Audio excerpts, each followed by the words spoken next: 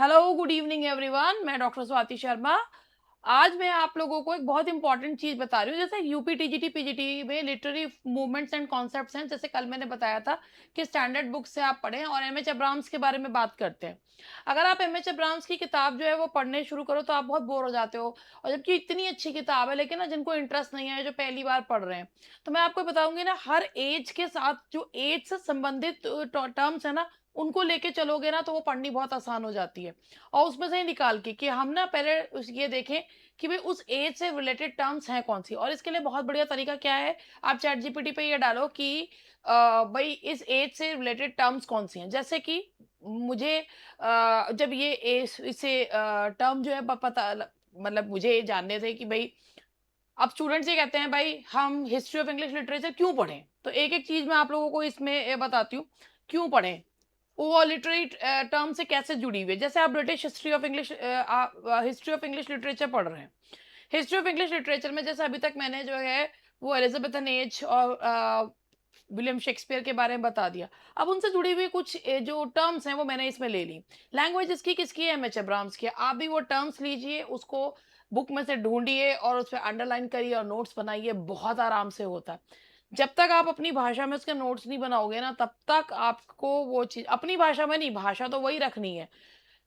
लेकिन जब तक आप उसको अंडरलाइन नहीं करोगे, अगर लिख सकते हो तो लिखोगे नहीं, तब तक आपको एमएच अब्राहम समझने में बहुत मुश्किल होगी। तो कोई भी किताब है, बहुत अच्छी-अच्छी बुक्स हैं, एमएच अब्राहम्स है, कार्डन की है, और भी बहुत सारी किताबें ईज़ी फॉर्म में भी हैं।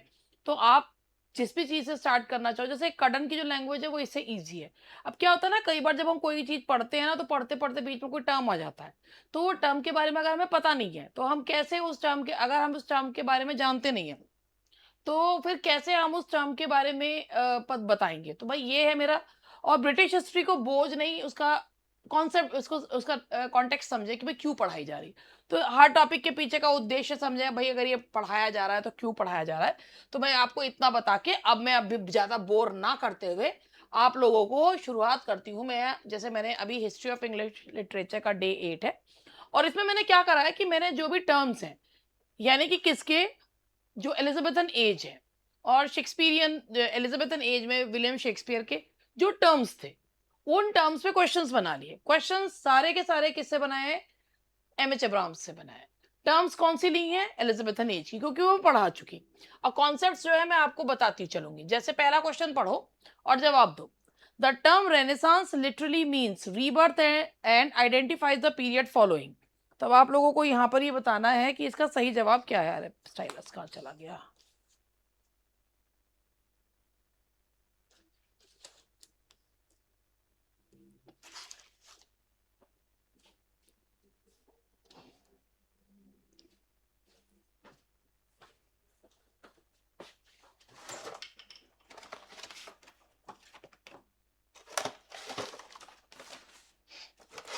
कई बार ऐसा हो जाता है, you try to find out things and you are unable to find them out.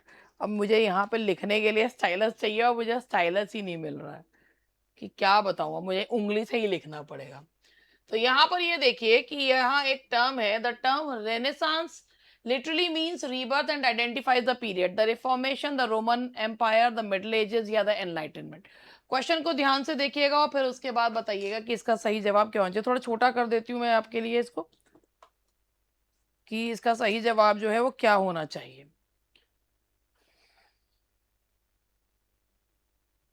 देखिए, इसका सही जवाब है दैट इज, देखिए, the term renaissance literally means, ये फ्रेंच टर्म है और ये जो लिया गया है that is the middle edges. इसका सही जवाब है ये मिडिल एजेस से लिया गया है,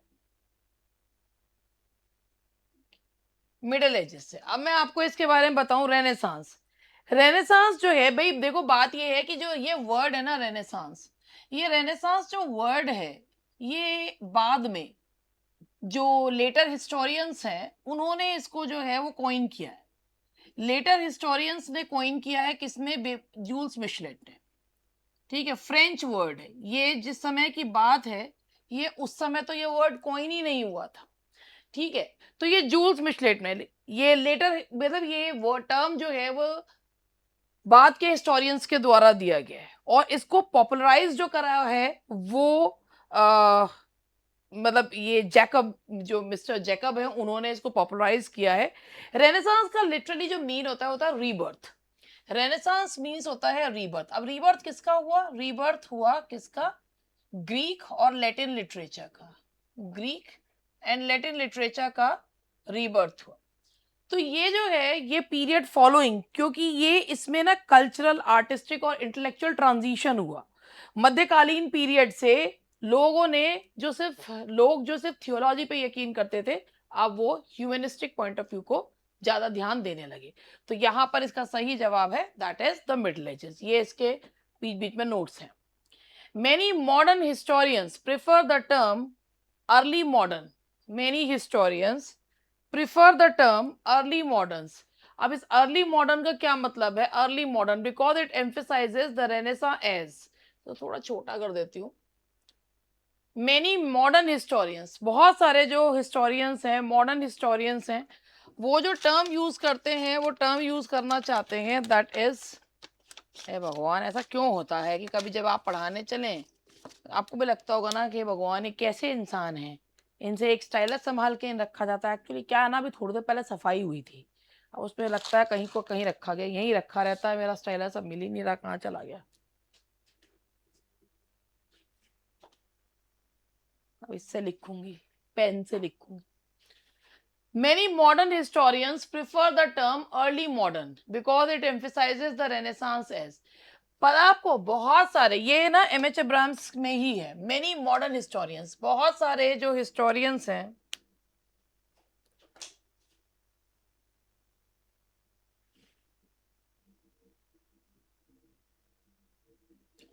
बहुत सारे मॉडर्न हिस्टोरियंस जो हैं वो अर्ली मॉडर्न जो हैं वो टर्म यूज करते हैं रेनेसांस के लिए। It emphasises the renaissance age, क्योंकि ये क्या करता है? Continuation of the Roman empire, a precursor to the modern age, the final phase of the middle ages या the age of new classicism. पहले कॉन्टेक्स्ट समझिएगा। आज के मॉडर्न हिस्टोरियंस जो हैं वो अर्ली मॉडर्न यूज कर, रेनेसा नहीं बोलते, वो उसे अर्ली मॉडर्न एज बोलते हैं। ये लाइन देखिए, याद रखिएगा कि ये कहीं ना कहीं आ जाएगा कि मॉडर्न जो हिस्टोरियंस हैं, जो मॉडर्न हिस्टोरियंस हैं, वो लोग क्या मानते हैं? Early modern. रेनेसांस वर्ड नहीं यूज करते, वो क्या यूज करते हैं? Early modern. और इसका सही जवाब है a precursor to the modern age, क्योंकि वो कहते हैं कि भाई मॉडर्न एज के आने से पहले जो मॉडर्न एज थी वास्तविक सेंस में, वो कौन है? That is renaissance. क्यों उनका ये मानना है कि मॉडर्न हिस्टोरियंस ये मानते हैं कि उनका ये मानना है कि जो मिडिल एजेस थी वो कंप्लीटली डार्क या स्टैग्नेंट नहीं थी। उनका ये मानना था कि ये जो पीरियड था, यानी कि जो रेनेसांस का पीरियड था, इसने एक एक फाउंडेशन डाली, स्ट्रक्चरल फाउंडेशन डाली साइंटिफिक और पॉलिटिकल ग्राउंड वर्क की। और एक किस भाई देखो, यहां पर अगर ये कहते हैं अर्ली मॉडर्न, कहने का क्या रीजन है? कि उन्होंने ये कहा कि जो मिडिल एजेस थी, वो मिडिल एजेस जो हैं वो पूरी तरीके से मिडिल एजेस कंप्लीटली डार्क नहीं थी, नॉट कंप्लीटली डार्क और स्टेगनेंट। तो आप उसे ये नहीं कह सकते कि इस समय ही जो है इसका रीजन है, आप ये नहीं कह सकते कि लिटरेचर का पुनर्जन्म हुआ, इससे पहले लिटरेचर ही नहीं था। तो उनका मानना ये था कि मिडिल एजेस कंप्लीटली डार्क या स्टेगनेंट नहीं थी, बल्कि रेनेसांस के दौरान ये हुआ कि रेनेसांस के दौरान एक बहुत अच्छी फाउंडेशन डाली, साइंटिफिक और पॉलिटिकल ग्राउंड वर्क किया गया, और उसने एक फाउंडेशन डाली, एक मॉडर्न एरा की फाउंडेशन डाली। तो इसीलिए जो मॉडर्न क्रिटिक्स हैं, मॉडर्न क्रिटिक्स रेनेसांस वर्ड नहीं यूज करते, उसे रेनेसांस की जगह वो जो पीरियड है 15 सेंचुरी वाला, फिर 16 सेंचुरी, उसको वो लोग क्या कहते हैं? अर्ली मॉडर्न कहते हैं।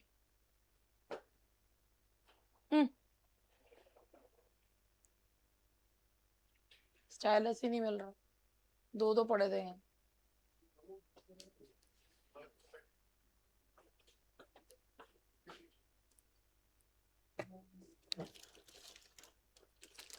चलो ये आज एक नया स्टाइलस मिला है, अब वो करूंगी। कोई भी स्टाइलस चलता नहीं है ना, ऐसा खराब हो जाता है फिर board. Question number 3, In the 16th century, humanists primarily devoted themselves to 16th century में humanists ने खुद को किस चीज के लिए डिवोट करा? Scientific experimentation, modern European languages, the study of humanities, grammar, rhetoric, history, poetry and moral philosophy, the rejection of classical learning. पहले क्वेश्चन समझेंगे. 16th सेंचुरी में ह्यूमनिस्ट जो है वो क्या करते थे? तो आपको अगर ये क्वेश्चन है, ये पूरी की पूरी लैंग्वेज जो है, ये लैंग्वेज जो है ना, ये बनाई हुई है एम.एच. अब्राहम्स बुक से. अब 16th सेंचुरी में जो ह्यूमनिस्ट थे वो क्या करते थे? देखिए, अब मैं आपको इसके तीसरे क्वेश्चन के बता. देखिए, एक वर्ड है study of humanities, the study of humanities, grammar, rhetoric, history, poetry and modern philosophy. देखिए, इसका सही आंसर जो है वो सी है, और अगर आपने भी यही लगाया है तो सी जवाब है. और समझिएगा क्या है. रेनेसांस में जो ह्यूमनिज्म था, रेनेसांस यानी कि जो 16th सेंचुरी थी, उसमें जो पुनर्जन्म हुआ था, पुनर्जन्म किसका हुआ था? ग्रीक और लैटिन लर्निंग का हुआ था. उसमें जो ह्यूमनिज्म था वो सेक्युलर नहीं था. आज के समय के हिसाब से सेक्युलर नहीं था. Humanism was not secular in the modern sense. और ये एक एजुकेशनल करिकुलम था. ह्यूमनिज्म क्या था? ह्यूमनिज्म वाज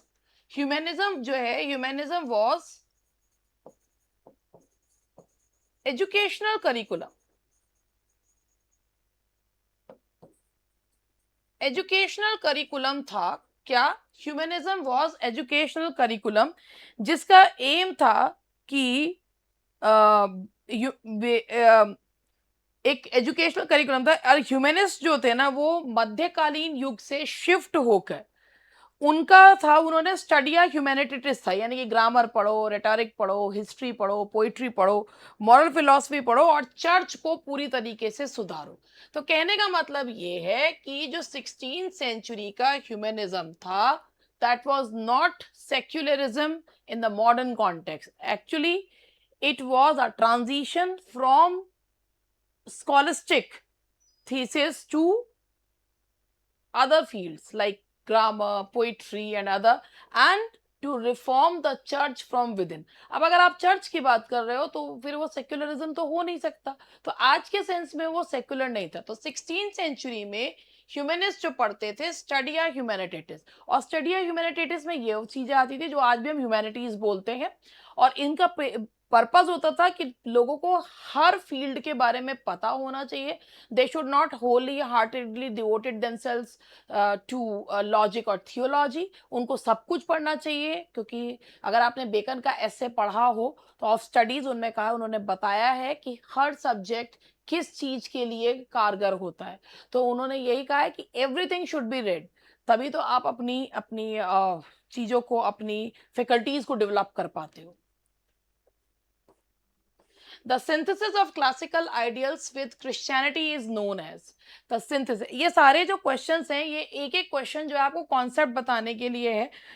देखिए, the synthesis of classical ideals with Christianity, जैसा मैंने अब किया, क्लासिकल आइडियल्स को क्रिश्चियनिटी से जोड़ दो तो वो बनता है क्रिश्चियन ह्यूमैनिज्म.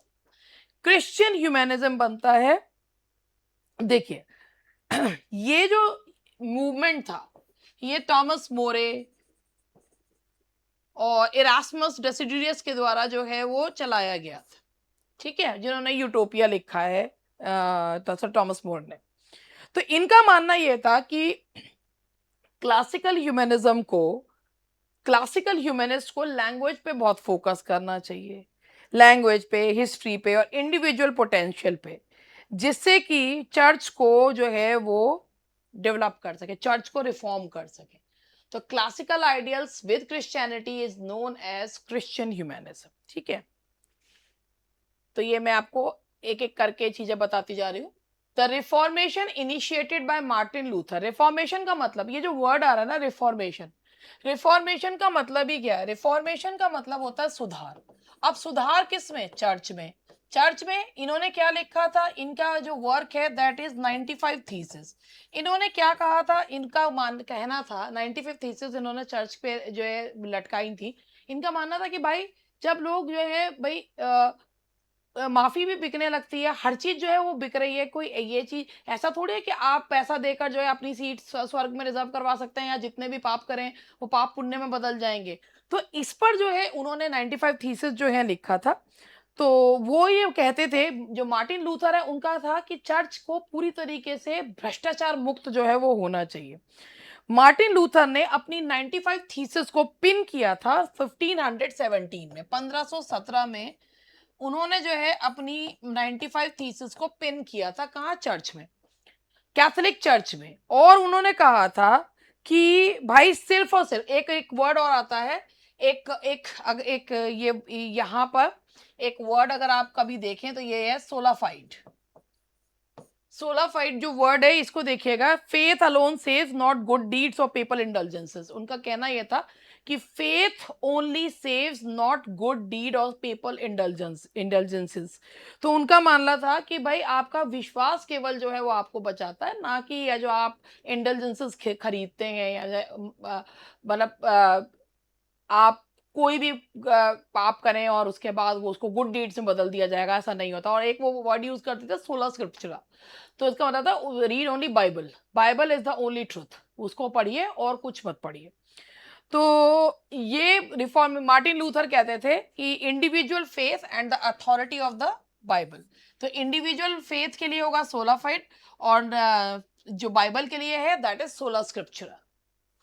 तो ये सारी चीजें मैं आपको जो बता रही हूँ, ये एक कॉन्सेप्ट्स हैं सारे जो मैं आपको बता रही हूँ।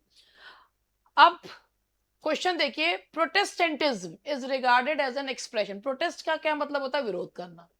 प्रोटेस्टेंटिज्म क्या मतलब है?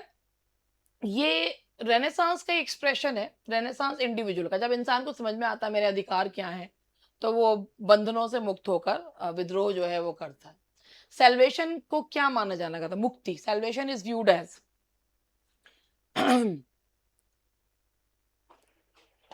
पानी दे देना।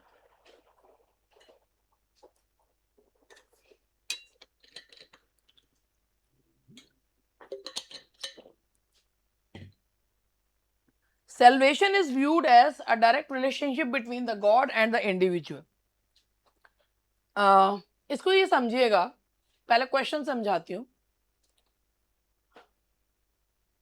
पहले ये माना जाता था, चर्च में सबसे ज्यादा जब भ्रष्टाचार था 14th सेंचुरी में, जैसे चौसर ने भी अपने कैंटरबरी टेल्स में दिखाया है। पहले ये माना जाता था कि it is only through priest a person can get salvation.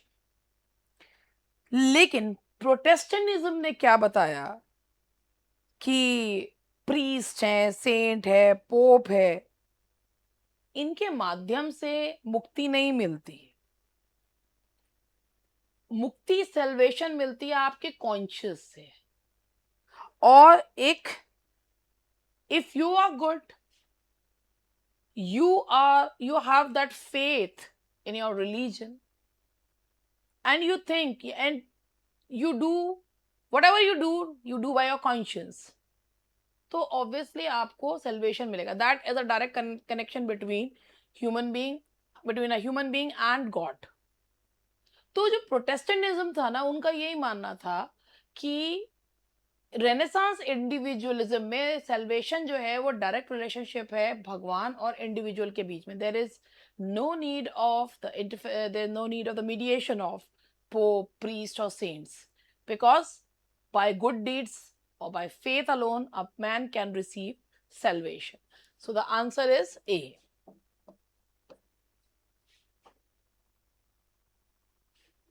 According to neo classical writers, हालांकि ये क्वेश्चन नियो क्लासिकल में आ गया है। नियो क्लासिकल राइटर्स, लिटरेचर क्या है? अ स्पॉन्टेनियस इमोशनल आउटबर्स्ट। ये रोमांटिक एज का, इवन इस तरीके का क्वेश्चन, ये सारे के सारे ना कॉन्सेप्ट बेस्ड क्वेश्चन है। And now everyone should know what the concept is. अगर आपको कॉन्सेप्ट नहीं पता है ना, तो आज के समय में बिना कॉन्सेप्ट जाने किसी भी चीज को सॉल्व करना बहुत मुश्किल है। क्यों? क्योंकि पेपर सब एआई जनरेटेड बन रहे हैं, और एआई से ना अगर आपने एक प्रॉम्प्ट डाला ना, मुझे कॉन्सेप्ट बेस्ड क्वेश्चंस चाहिए, तो वो कॉन्सेप्ट ही पूछेगा। जैसे ये कॉन्सेप्ट बेस्ड क्वेश्चंस, और कॉन्सेप्ट बेस्ड क्वेश्चंस के लिए आपको कॉन्सेप्ट पता होना चाहिए, चाहे ऊपर के लेवल का क्वेश्चन आए चाहे नीचे के लेवल। जैसे अभी हाल फिलहाल में यूपी टेट के पेपर हुए, 2, 3, 4 में यूपी टेट के पेपर हुए। भाई 2 और 3 में जूनियर एडेड वाले थे, अपर प्राइमरी, जूनियर एडेड कह रही हूँ, अपर प्राइमरी के थे। और उसके बाद जो है 3 की शाम और 5 को जो है वो प्राइमरी का था। तो 2 और 3 में जो पेपर आए हैं यूपी टेट के, उसमें उन्होंने जो पूछे हैं, कोई पेपर ज़्यादा डिफ़िकल्ट नहीं थे, अब तक के सबसे सरल पेपर कह रहे हैं कि ये आए हैं।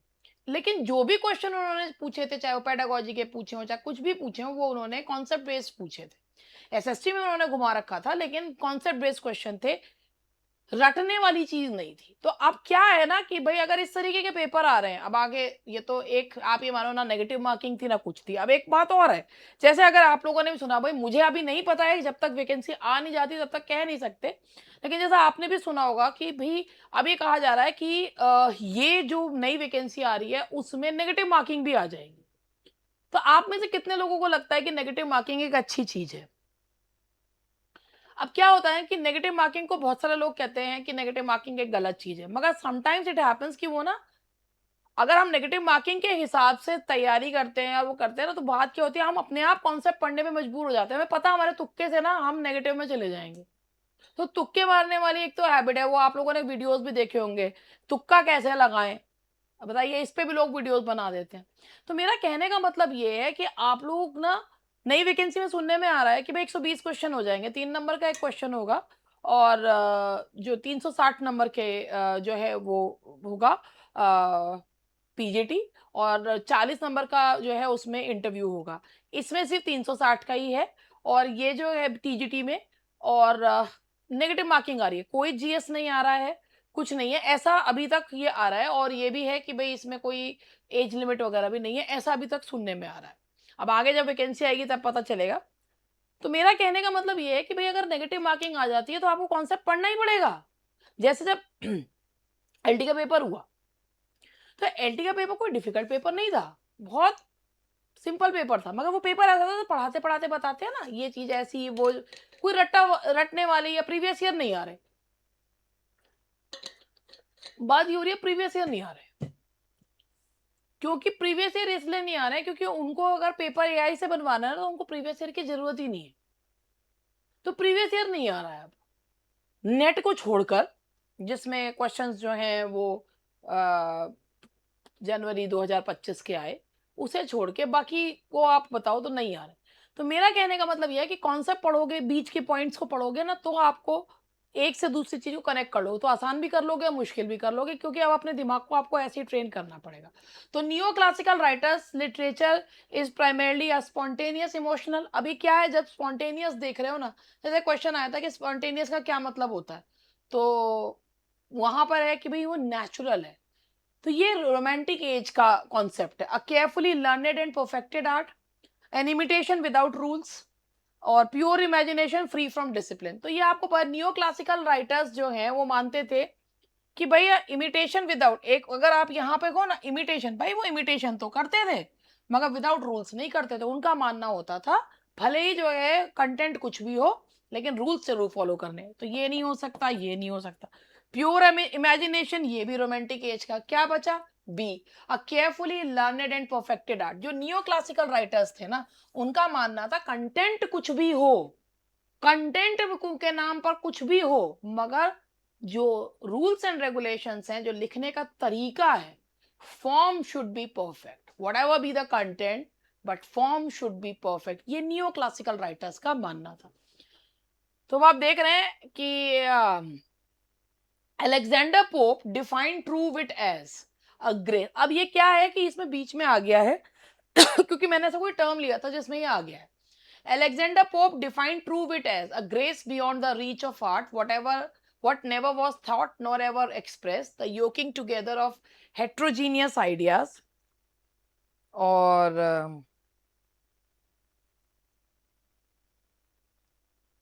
what oft was thought but never so well expressed. तो true wit means intellect, a grace beyond the reach of art ये नहीं हो सकता, what never was thought nor ever expressed ये भी नहीं है, the yoking together of heterogeneous ideas जो हैं ये मेटाफिजिकल पोइट्री के बारे में कहा जाता है। ये चीजें पता होनी बहुत जरूरी है। तो इसीलिए अब यहाँ पर है कि कई बार सोचा तो गया मगर बहुत अच्छे से बताया ना जा सका, दैट इज ट्रू विट। तो ये क्या है, ये अलेक्जेंडर पोप ने कहा है कि ट्रू विट क्या है, सोचा तो कई बार गया मगर पब्लिक डिमांड में आकर ना चीजों को आसान वे में ले गए, उसे कहते हैं। उसके बाद है आपका एक क्वेश्चन और कराऊंगी बाकी के, क्योंकि काफी कॉन्सेप्ट्स हैं। The conventions of courtly love. अब अगर आपने ये सुना हो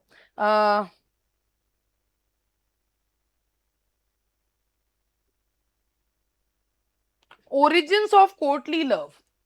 The conventions of courtly love originated with the Elizabethan dramatist, troubadours of southern France, Roman satirist या मेटाफिजिकल पोएट। अब देखिए आप में से कितने लोग इसका सही जवाब देते। बहुत सारे लोगों के दिमाग में आएगा एलिजाबेथन ड्रामेटिस्ट हो सकता है कोर्टली लव, कुछ के दिमाग में ये बी भी आ सकता है, कुछ के दिमाग में सी भी आ सकता है, डी नहीं आएगा जो भी लिटरेचर पढ़ रहा है। सबसे पहले ये बताऊं आपको कि कोर्टली लव का मतलब क्या होता है। कोर्टली लव का मतलब होता है कि अम, अम, एक प्रेम में जो है एक नाइट को दिखाना, और उसमें अब वो अपनी प्रेमिका के प्रति काफी जो है वो वफादार और इस तरीके से कोर्टली लव जो है उसको दिखाना। तो सबसे पहले मैं आपको बताती हूँ कन्वेंशंस ऑफ कोर्टली लव। ये कोर्टली लव जो है ना, ये ओरिजिनेट हुए थे 11th सेंचुरी में। 11th सेंचुरी में कोर्टली लव ओरिजिनेट हुए थे। कोर्टली लव ओरिजिनेट हुए थे 11th सेंचुरी में। आप ये सारा कॉन्सेप्ट जो है ना आप देखिएगा, आपको ये सारे कॉन्सेप्ट्स जो मैं पढ़ा रही हूँ आपको देखने को मिल जाएंगे इस किताब में। जो है मैं अभी आपको जो वो बता रही थी एम.एच. एब्राम्स वाली जो बुक है उसमें आपको देखने को मिल जाएगा। मैंने बाहर रखी हुई है शायद अपनी किताब। और 11th सेंचुरी में, और ये थे ट्रूबाडोर्स ऑफ सदर्न फ्रांस। अब ये क्या है, ये हैं पोएट्स। ट्रूबाडोर्स का मीनिंग क्या होता है, that is musicians, lyric poets and musicians. ये होता है lyric poets and musicians. Lyric poet and musicians को कहा जाता है ऑफ सदर्न फ्रांस। तो इन्होंने जो है फिर उसके बाद ये मिडिवल यूरोप में फैले। अब क्या होता है कि कोर्टली लव जो है ना ये फ्यूडल सिस्टम पर आधारित है। ये फ्यूडल सिस्टम पर आधारित है। जो लेडी होती है ना वो यूजुअली मैरिड होती है और वो बहुत हाई रैंक को बिलोंग करती है।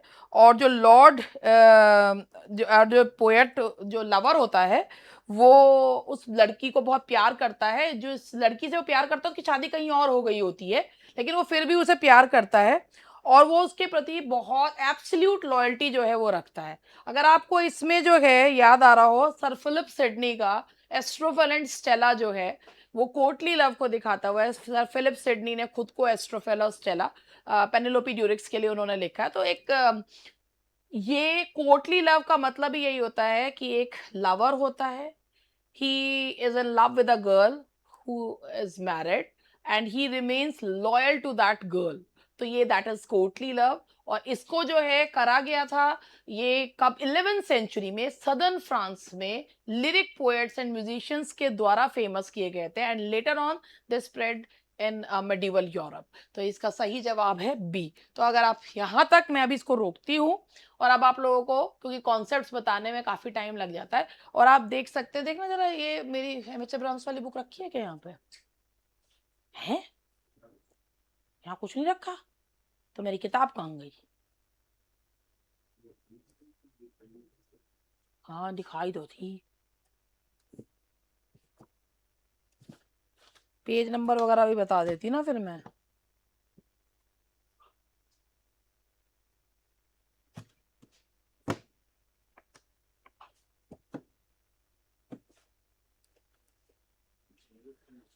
है मैं भी अपनी जो ऑनलाइन वाली है ना उसी में से बता देती हूँ। ऑनलाइन वाली में से बता देती हूँ क्योंकि मैं तो अभी ऑनलाइन भी कर रखी है मेरे पास, वैसे भी और वैसे भी है।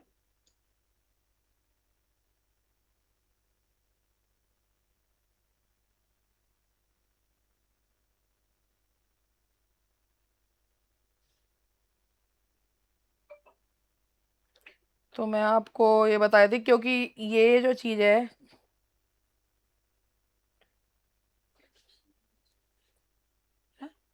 हाँ हाँ वही रखी है, सामने ही रखी है।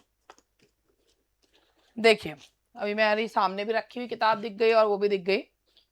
शिवेलरिक रोमांस है, ये पेज नंबर है आपका 50। इस पे यहाँ पर ये दिया हुआ है शिवेलरिक रोमांस है, तो इसमें ये लिखा हुआ है कि शिवेलरिक रोमांस और medieval romance is a type of narrative that developed in 12th century France, spread to the literature of other countries and displaced the earlier epic and heroic forms। और इसके बाद ये आया है देखिए यहाँ पर इसमें लिखा हुआ है ये 12th सेंचुरी है, ये 11th एंड 12th सेंचुरी है। और इसमें यहाँ पर ये पूरा दिया हुआ है कि its standard plot that is of a quest undertaken by a single knight in order to gain a lady's favour. Frequently its central interest is courtly love together with tournaments fought and dragons and monsters slain. तो मैं आपको ये बताई थी कि यहाँ पर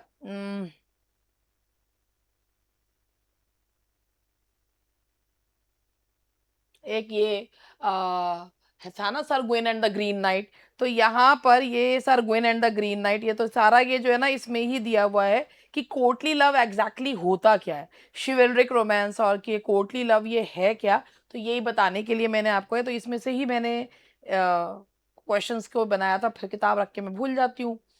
तो इसीलिए मैं आप लोगों को यहाँ से ये चीज़ें जो है वो बताती हुई चल रही हूँ कि ये क्या है क्यों है।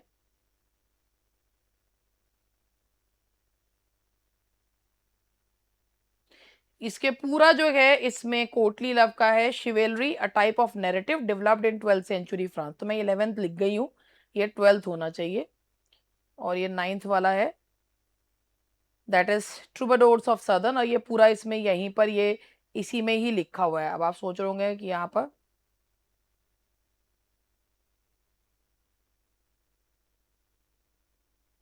हम्म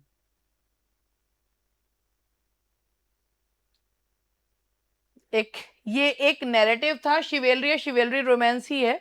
और यहाँ पर ये आ रहा है कोर्टली लव का है that is a medieval doctrine and code of behaviour for aristocratic lover originally attributed to the 11th and 12th century troubadours of southern France. और ये भी जो है पेज नंबर 338 पे है, ये भी देख लेती हूँ, पेज नंबर 338।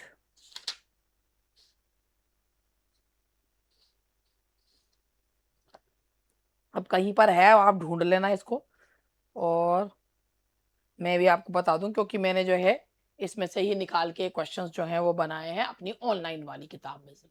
तो मैं ये आपको यही बताई थी कि ये बुक में से ही निकाले हुए क्वेश्चंस हैं, कॉन्सेप्ट बेस्ड हैं, तो इसीलिए ये ट्रूबाडोर्स क्या होता है, ये सारी चीजें क्या होती हैं, ये सारी आप जब पढ़ेंगे तभी आपको पता चलेगा, नहीं तो कैसे पता लगेगा बताओ। ठीक है ना। और दैट्स ऑल फॉर टुडे। बाकी मैं आपको और भी चीजें जो है वो बताऊंगी कल, ये इसको ही आगे बढ़ाऊंगी।